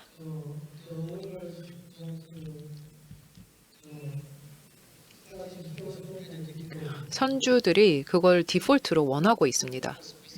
그러면 그냥 기대 자체가 그렇게 높게 돼 있고 거기에 충족을 하시는 거네요. The use of the digital ship or 그리고 디지털 선박 혹은 이제 스마트 선박 솔루션을 이제 사용을 하면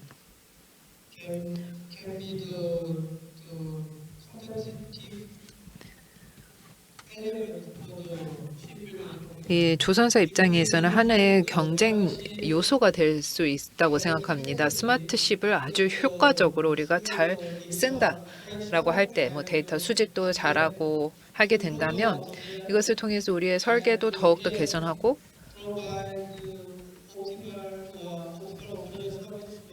그리고 더 최적화된 그런 운영 서비스 혹은 유지 보수 서비스도 제공할 수 있을 것이고 이게 또 하나의 경쟁적인 어떤 경쟁력이 될 수 있지 않을까 생각합니다. 조선사에게는요. 네, 그렇게 그러면은 다른 경쟁사들이 또 다른 솔루션을 앞다퉈 내놓는 것도 보는 것이 흥미로울 것 같습니다. 감사합니다. And Simon, I have also some questions for you. 네, 사이먼님께도 제가 질문을 좀 준비했는데 답변해 주실 수 있을까요? C 익스플로러 플랫폼 정말 흥미로운 것 같습니다. 데이터 굉장히 광범위하게 지금 포괄하고 계신데요. 그런데 검색 엔진 같은 역할인 것 같아요. 그러니까 선택을 할 수 있는 선택지를 주는 거죠. 그런데 비용 추정치도 나오나요? 아니면 이제 뭐 예약 가능한 이런 것도 확인할 수 있나요? 네, 요 두 가지는 지금 별도로 진행하고 있습니다. 현재는 원가 추정은 저희가 제공하지 않고 있습니다. 검색 엔진 역할을 하는 게 맞습니다. 네, 해운 일정 이런 것들을 데이터로 기반해서 저희가 제공을 하고 있는데요. 가격을 제공하기 위해서는 정보가 더 필요합니다. 장비 가용성이라든지 선박 비용은 어느 정도 되는지 이런 부분은 저희가 아직까지 정보를 확보하지 못하고 있습니다. 향후에는 이런 부분까지도 저희가 포괄할 수 있었으면 하고요. 고객이 들어가서 이제 거래 흐름 같은 걸 변경할 수가 있습니다. 그러니까 내가 이제 이런 쪽하고 거래를 하겠다 이런 결정을 할 수가 있습니다. 그러니까 결국 고객을 유치할 수 있는 하나의 툴 같은 역할을 하는 거네요. 그러니까 이 서비스 예약을 할 수 있는 옵션까지 제공을 하시는 거죠. 네, 맞습니다. 하지만 고객들이 대부분은 플래닝 툴로 활용을 하고 있습니다. 많은 경우 기업들이 들어가서 다양한 옵션들을 볼 수가 있거든요. 이제 그러고 나서 구매 발주를 하게 되는 거죠. 그러니까 고객들이 그러면 지금 어떤 옵션들이 있는가, 어떤 선택지가 있는가를 확인할 수가 있고 나한테 중요하다고 생각하는 파라미터 값을 결정을 할 수가 있고 그리고 나서 이런 것들을 토대로 의사결정을 할 수가 있습니다. 네, 전자상거래 같은 느낌이 확 듭니다. 네, 저희가 그 방향으로 가고 있습니다. 지금 변화하고 있는 부분들이 여러 가지가 있습니다. 그래서 저희가 이런 부분들을 일단 한때 모아서 계속 발전시켜 나가는 상황이고요. 네, 정말 흥미로운 부분 말씀해 주셨습니다. 두 번째 제가 준비한 질문은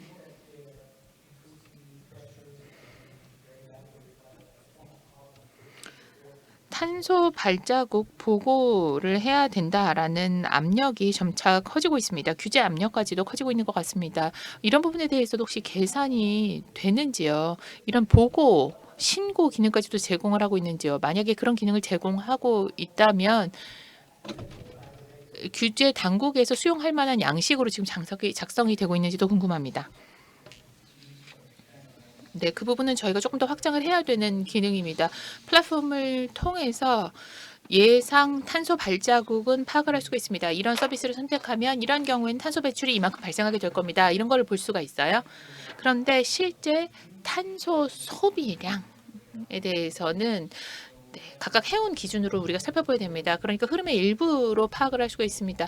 그리고 탄소 보고 신고에서는 네, 기본적인 내용으로 잘 적용이 되고 있습니다. 그래서 이거를 이제 원하면 상쇄하거나 이런 선택안은 취할 수가 있습니다만, 네, 저희 툴의 한 부분으로 이렇게 완비된 상태로 제공이 되지는 않습니다. 네, 하지만 향후에는 저희가 그런 기능을 예상할 수 있었으면 좋겠습니다. 아마도 탄소 발자국이라는 것이 결국은 항로 결정에 있어서 그리고 공급 결정에 있어서 굉장히 중요한 요소가 될 테니까요. 네, 저희가 우리 업계에서 추구해야 되는 것은 바로 우리가 탄소 배출을 어떻게 계산할 것인가의 문제인 것 같습니다. 네, 퀸앤 나겔에서 이게 결정할 부분이 아니고요. 사실 외부에서 이런 부분에 대해서 결정을 하고 있는데 평균을 내서 또 그걸 또 평균을 내고 이런 식으로 접근을 하고 있어요. 그게 정확한 기준이 없어요. 얼마나 많은 탄소가 배출이 되고 있는가, 마일별로, 한 번 항행별로, 퇴랑별로 얼마나 발생하는지 이런 부분에 대한 확실한 기준이 없기 때문에 계산이 좀 될 수 있었으면 좋겠습니다. 저희가 탄소세를 도입하게 되면 이런 부분에 대해서는 정확한 기준이 좀 나오지 않을까 하는 생각도 듭니다. 이런 부분 정말 중요해질 것 같고요. 하지만 이런 기능도 향후 추가를 하실 거라고 믿습니다. 굉장히 좋은 부가적인 아이디어가 될 수 있을 것 같습니다. 네, 마지막 질문을 제가 드리고 나서 청중의 질문을 받도록 하겠습니다. 네, 항만간 지금 계산을 해주시는 거죠? 네, 그러면 시장을 좀 선택을 해서 전체 육상 물류까지 확장을 하실 생각이신 거죠? 네, 맞습니다. 네, 맞습니다. 그런 계획이 있습니다. 뿐만 아니라 다양한 교통수단, 수송수단까지도 저희가 다 포괄을 하려고 합니다. 네, 감사합니다. that's 네, 이것으로 저도 좀 모든 연사분들에게 고루 이제 질문을 드렸는데 여기 청중분도 혹시 질문 있으실까요?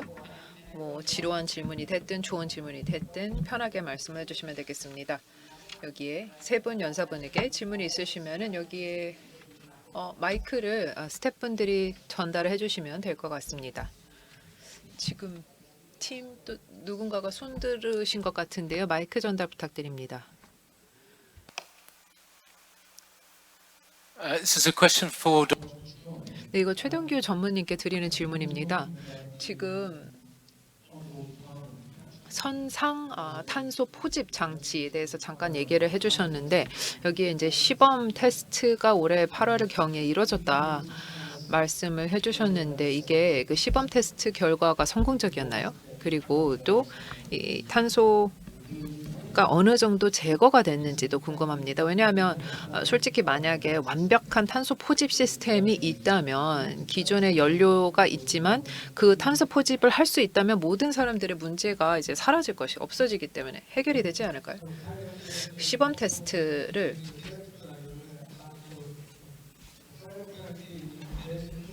저희가 확인했었는데 일단 규모가 매우 작았습니다. 시간당 50km였기 때문에 매우 소규모의 시범적인 테스트였기 때문에 그거의 어떤 확대 적용 가능성에 대해서 지금 섣불리 얘기를 하기가 쉽지가 않지만 그 테스트를 했던 그 이유 자체가 일단 운영 자체가 되는지 여부를 확인하는 것이었습니다. 운영 자체는 되긴 했습니다. 작동이 되긴 했습니다. 그리고 경제성 면에 있어서는 커퍼시티가 시간당 1톤 정도까지는 올려야 되겠습니다.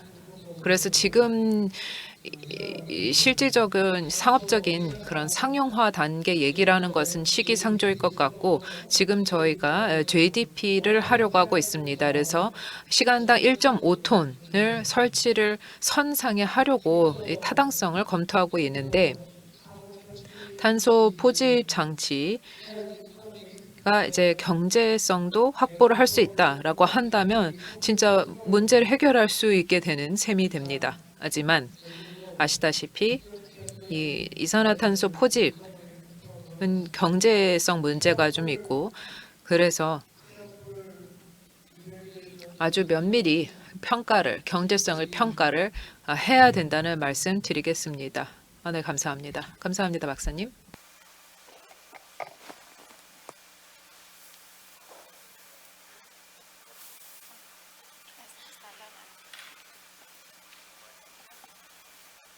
hello.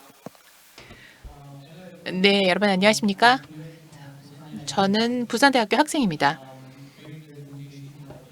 네, 많은 분들 탁월한 발표 감사드립니다. 제가 사이먼님께 질문을 드리도록 하겠습니다. 지금은 물류 산업에 투신해야 될 때다라고 말씀을 해주셨는데요. 왜 이 업계에 몸담아야 된다라고 생각하시는지요? 왜냐하면 이 업계 자체가 자동화를 너무 적극적으로 추진하고 있고 완전 무인화까지도 이야기를 하지 않습니까? 그리고 자동화를 중요한 과제로 삼고 있는데요.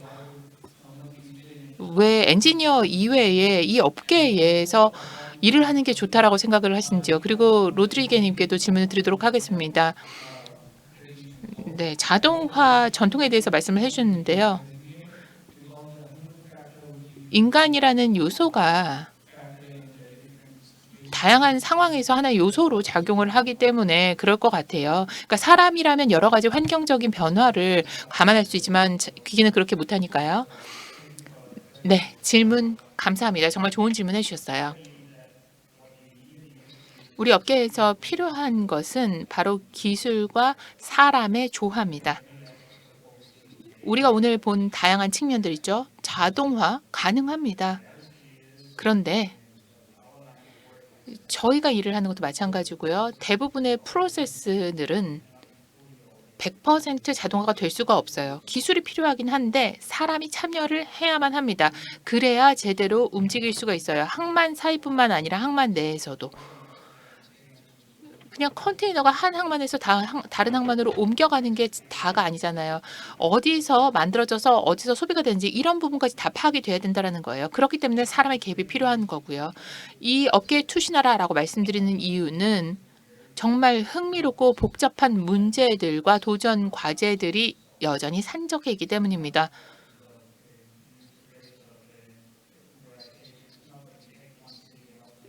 우리가 한 도시에 공급을 최적화한다고 해서 문제가 다 해결이 되는 게 아니에요. 전 세계 도시들을 더 스마트하게 더 잘 연결을 해야 됩니다. 더 스마트한 사람들이 이 업계에 참여를 할수록 더 흥미로운 문제들을 더 잘 해결할 수 있게 될 겁니다. 지난 2년 동안 스타트업들이 특별히 물류업계에서 우후죽순으로 생겨났습니다. 5년, 10년 전에는 예상하기 어려웠던 상황입니다. 정말 흥미로운 상황의 변화죠. 경제적인 조류까지도 지금 다시 돌아오고 있습니다. 기존의 업체들을 뒤흔드는 업체들도 속속들이 생겨나고 있고요. 이렇게 밝은 미래가 있기 때문에 여러분도 이 업계에 꼭 참여해 주셨으면 좋겠습니다. 감사합니다. 네, 떠나지 마시고요. 그 두 번째 그 질문, 그 회복력에 대해서 말씀을 드리자면 아마 이제 저보다 더 아는 분이 계실 수도 있겠지만 이런 무인 터미널이 사실 스트레스 테스트를 완전히 거치지는 않은 것으로 알고 있습니다. 어떤 구체적인 상황에 맞춰서 스트레스 테스트를 하지 않았죠. 이 자동화를 만약에 설계 매개 변수에만 넣었을 때는 당연히 완전하게 작동을 하지만 이게 우리가 예측 불허한 상황에 놓여졌을 때 혁신적으로 그리고 창의적으로 상상력을 발휘해서 생각을 해야 될 때는 어떻게 될지 모르겠습니다. 이제 그것을 아직 우리가 모르는 것 같습니다. 어떤 결과가 나올지 저도 굉장히 궁금하고 이런 포텐셜이 사실 나중에 어떤 식으로 발현되는지 너무나 저도 보고 싶습니다.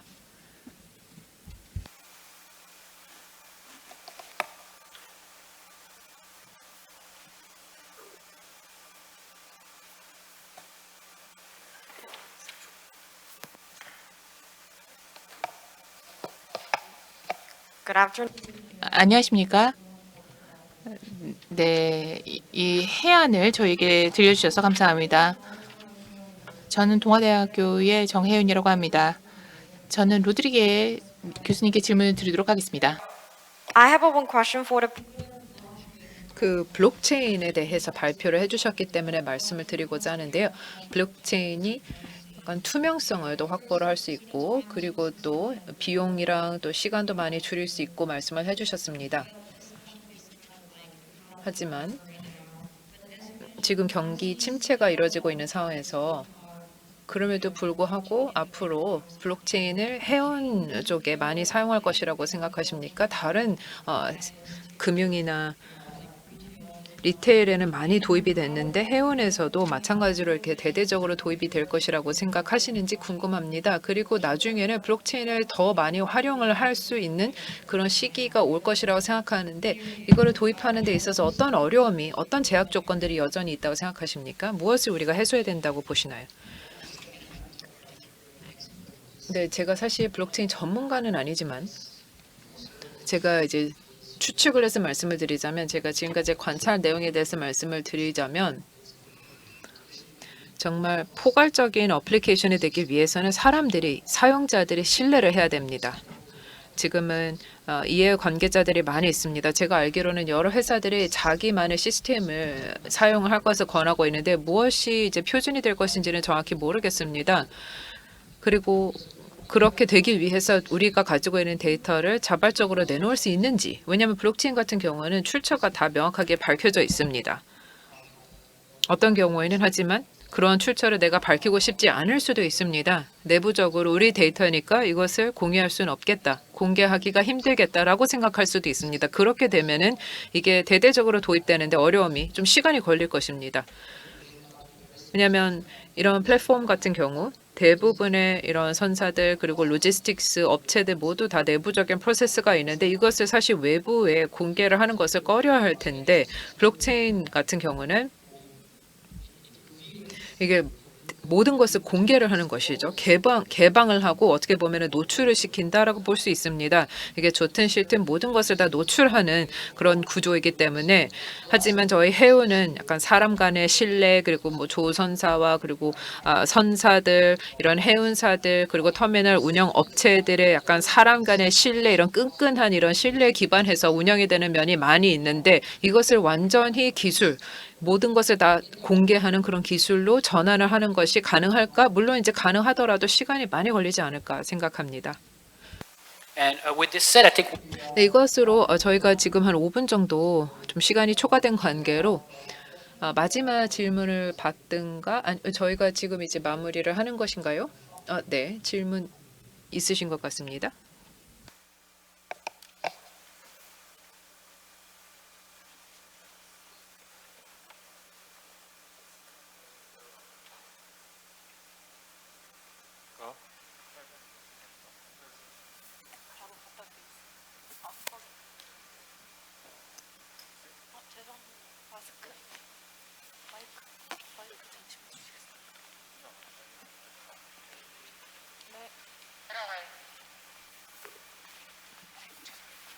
예, 저 최동규 전무님께 질문이 있어서 드리겠습니다. Sorry for I 죄송하지만 제가 한국어로 질문을 하겠습니다.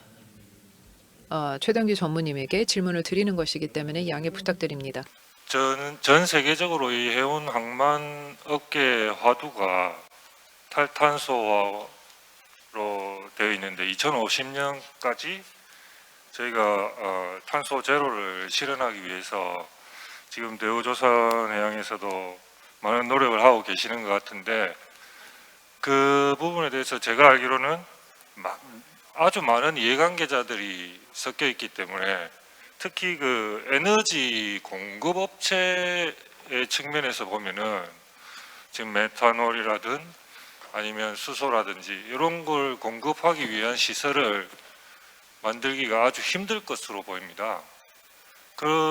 그러한 이제 수요가 확정되지 않은 상태에서 기술 개발을 한다는 것이 그 조선소 입장에서도 아주 어떻게 보면 모험적인 것으로 보이는데 그 부분에 대해서 어떻게 생각하시는지 궁금하고요. 다음으로 또 지금 수소까지가 이제 많이 장기적인 계획으로 나와 있는데 혹시 SMR 같은 부분은 뭐 개발할 의지가 없는지도 궁금하고요.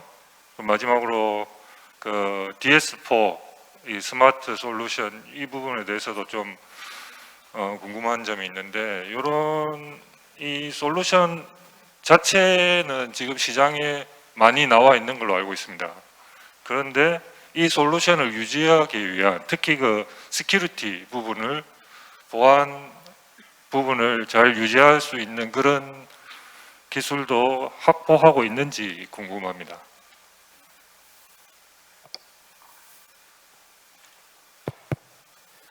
저도 한국말로 하겠습니다.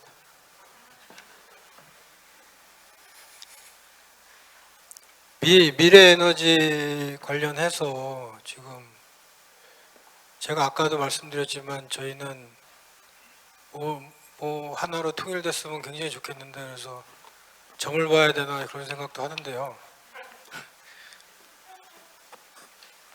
일단 LNG는 그 탄화수소가 들어가 있기 때문에 그 포설 퓨얼이기 때문에 지금 그 카본 프리가 아니기 때문에 지금 이렇게 된 거거든요. 그 한창 그 삭스 낙스 얘기할 때는 뭐 LNG면 다 될 줄 알았는데 이제 CO2 이미션 얘기가 나오면 LNG도 결국 화석 연료다. 그러니까 그렇게 된 건데 아까도 말씀드렸지만 어디로 갈지는 저 잘 모르겠습니다.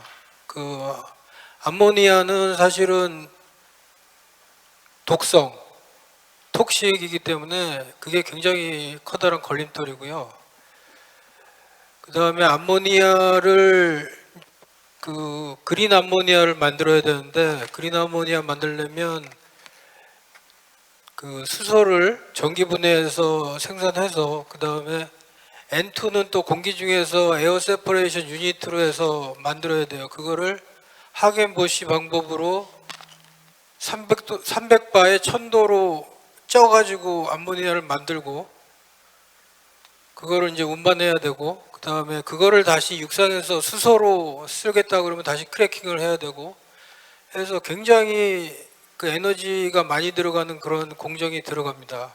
근데 단순히 운반의 편의성을 위해서 그렇게 한다는 것 자체가 또 과연 경제적인가 그런 의문도 있는데 반면에 수소는 그 그린 에너지로 그 태양광이나 풍력으로 전기 분해해서 만들어서 그걸 운반하려면 마이너스 253도로 냉각을 하는데 엄청난 에너지가 또 들어갑니다. 그리고 그 다음에 그 워낙 덴서티가 작아서 같은 열량의 LNG하고 같은 열량의 수소를 운반하려면 3배의 카고 볼륨이 필요합니다. 그만큼 운송하고 그 저장이 어렵고요. 아까도 말씀드렸지만 같은 단열을 하게 되면 보일오프 레이시오가 저기 LNG 10배거든요.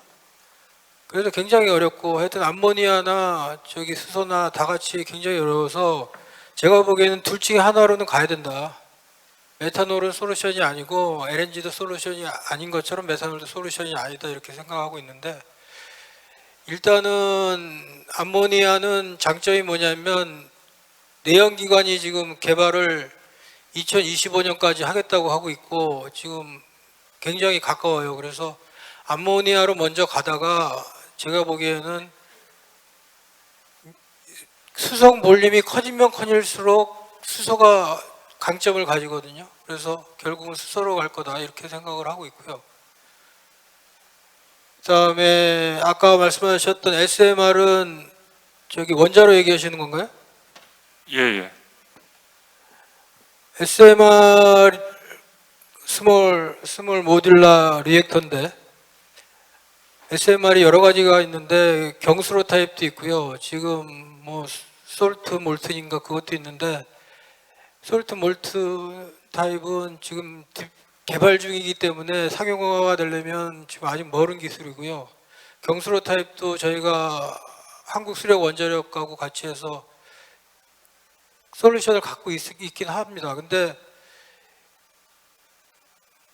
이거를 플로팅 포인트 그러니까 플로팅 파워 FPP로 플로팅 파워 플랜트로 해가지고 하게 되면 그 지금 원자로는 육상에서는 건설하기가 굉장히 힘들거든요. 반대 때문에. 그래서 FPP로 하면은 가능할 수 있을까 해가지고 수력원자력하고 같이 해서 지금 프로젝트를 하고 있고요.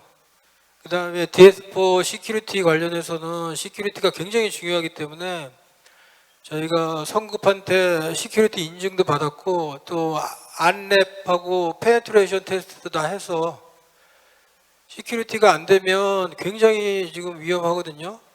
우리가 이제 지금 데이터만 봤지만 데이터 모니터링하고 수집만 하지만 앞으로는 컨트롤도 해야 되거든요. 저기 오토노머스로 가면은 리모트 컨트롤 하게 되는데 리모트 컨트롤 할 때 만약에 시큐리티가 뚫린다 그러면 이거는 굉장히 디제스터가 되는 거죠. 그래서 지금 시큐리티에 관해서는 굉장한 신경을 쓰고 개발을 하고 있다는 걸 말씀드리겠습니다. 고맙습니다. 네, 감사합니다. 이것으로써 I have a last question. 네, 제가 마지막 질문이 있는데 혹시 질문 좀 드려도 될까요? 질문 딱 하나만 드려도 될까요? 네, 저는 사이먼님께 질문 드리도록 하겠습니다. 수직 통합에 대한 질문인데요. 선사들이 물류 분야까지 영역을 확장하고 있습니다. 혹은 항공 수송까지 영역을 확장하고 있는데요. 이 부분에 대해서 굉장히 다양한 의견들이 있는 것 같습니다. 네, 일각에서는 선사들이 이런 물리적인 자산을 인수하는 것이 그렇게 새로운 일은 아니다라고 반응을 하고요. 근데 성공하지 못할 거다라는 얘기도 있어요. 왜냐하면 결국 고객이랑 경쟁하는 셈이니까요. 두 번째로 선사들의 주된 목적은 자산을 관리하는 거다라고 얘기합니다. 물류 기업들은 고객에게 만족을 제공하는 것이 목적이기 때문에 목표 자체가 다르다는 거죠. 그러니까 조금 결과가 다를 것이다, 성공을 거두지 못할 것이다라는 얘기들을 하고요. 그리고 연사 중에 한 분도 오전에 이런 말씀하셨습니다. 선사들이 고객들의 수요를 충족할 수가 없다. 지난 3년 동안 공급망 위기가 있었고 상품을 제대로 제공할 수도 없었고 고객들이 원하는 부분을 충족시킬 수도 없었기 때문이다. 그러니까 물리적 자산을 육상에 그리고 항공 부분에 매입을 하는 거다라는 이야기도 하셨어요. 경력을 제가 봤더니 대표님께서 머스크에서 10년 동안 근무를 하셨더라고요. 선사 쪽의 경험도 있으시고 그런데 지금은 물류 기업에서 일을 하고 계신 거잖아요. 그래서 아주 흥미로운 답변을 해주실 수 있을 것 같아서 이런 선사들의 수직 통합에 대해서 어떻게 생각하시는지 견해를 여쭈고 싶습니다. 제가 어느 정도까지 어렵게 답변을 해드릴까요? 네, 제가 머스크에서 10년 동안 근무를 했었습니다. 퀴넨 아겔의 입장에서 말씀을 드리자면 이런 상황은 전혀 새로울 것이 없습니다. 공급사, 협력사, 경쟁사, 때로는 우리의 고객, 이 모든 역할을 다 선사들이 하고 있어요. 저희 해양 부품 같은 경우에 있어서는 저희가 또 서비스를 제공하는 입장이니까요. 서로를 필요로 하는 존재이고 때로는 우리가 경쟁하기도 하고 때로는 서로에게 서비스를 제공하기도 하고 그게 전혀 새로울 부분 없다라는 생각이 듭니다. 이런 부분은 앞으로도 계속될 거라는 생각을 하고요. 주요 선사들 저희 좋은 관계 다 맺고 있습니다. 때때로는 뭐 관계에 좀 부침이 있습니다만 기본적인 관계 자체는 달라지지 않는 것 같아요.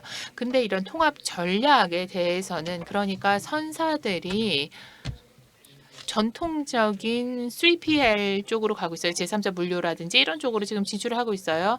개인적으로 저는 그런 부분에 대해서 좀 의구심을 가지고 있습니다. 아주 강력한 의구심을 가지고 있습니다. 다른 연사분들께서도 말씀을 해주셨는데요. 이런 전략이 결실을 거둘 것이다 라는 증거가 없습니다. 저도 선사에서 일을 하면서 보니까 이전에도 여러 번 선사들이 이런 시도를 한 적이 있었습니다. 그런데 지금 일단 출발 단계부터 제대로 하기가 쉽지가 않아요. 선사들이 일단 굉장히 많은 투자를 해야 되는데 지난 수년 동안에 굉장히 많은 부분에 소득을 거뒀기 때문에 이런 것들을 가지고 좀 투자를 하고 있는데요. 대규모로 지금 투자를 하고 있긴 합니다만 공급망 부분에 있어서 항만 대 항만으로 그리고 공항 대 공항으로 포인트 대 포인트로 정말 제대로 연결을 할 수 있을 것인가 이거는 좀 두고 봐야 될 것 같아요. 저희가 사실 오늘 이 토론 준비를 하면서 통화를 했었는데 제가 이런 얘기를 했었어요. 근데 다시 한번 말씀을 드리는데요. 우리가 이런 과정을 통해서 팬데믹을 통해서 제대로 교훈을 얻지 못한 것 같아요. 이전에 했던 행태를 그대로 반복하고 있는 양태가 보이고 있습니다. 그러니까 항만 이전 수준으로 돌아갔을 뿐만 아니라 오히려 그보다 더 낮은 수준으로 내려갔던 것 같아요. 다양한 행동들 보게 되면 사실 행동 자체는 크게 달라지지 않았다. 오히려 이전보다 더 안 좋아진 게 아닌가 하는 생각까지 듭니다. 네. 이런 부분의 성공 여부를 결정하기까지는 아직 좀 시간이 남아 있습니다만 저는 개인적으로 좀 의구심을 가지고 있습니다. 감사합니다. 네, 그것으로 마무리를 하도록 하겠습니다. 여기 공동 패널분들 또 티노 독일에서 함께 해주시는 지금 거의 몇 시일까요? 네, 9시. 오전 9시입니다. 그래서 나쁘지 않습니다. 네, 좋습니다. 그렇다면 저희 주최 측에서 마무리 해주시면 되겠습니다. 감사드립니다. 또 나중에 맥주 한잔 마시면서 회포 풀면 좋겠습니다. 네, 큰 박수 부탁드리겠습니다. 마치도록 하겠습니다. 자리해 주셔서 좋습니다.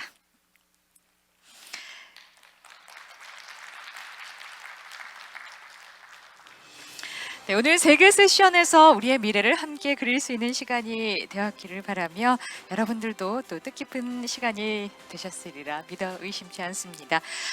말씀드렸듯이 오늘 저녁에 예정되었던 환송 만찬은 국가 애도 기간으로 취소가 되었음을 다시 한번 말씀드립니다. 참석을 고려하셨던 많은 분들께 다시 한번 깊은 양해의 말씀 부탁드리겠습니다. 오늘 부산항 국제 전시 컨벤션 센터에서 열린 제10회 부산 국제 항만 컨퍼런스 이제 모두 마치도록 할 텐데요. 주차를 부산항 국제 전시 컨벤션 센터에 하신 분들께서는 등록대에서 무료 주차권을 수령해 가시면 되겠습니다. 저도 여기서 이만 인사드리겠습니다. 지금까지 KNN 아나운서 정희정이었습니다. 고맙습니다.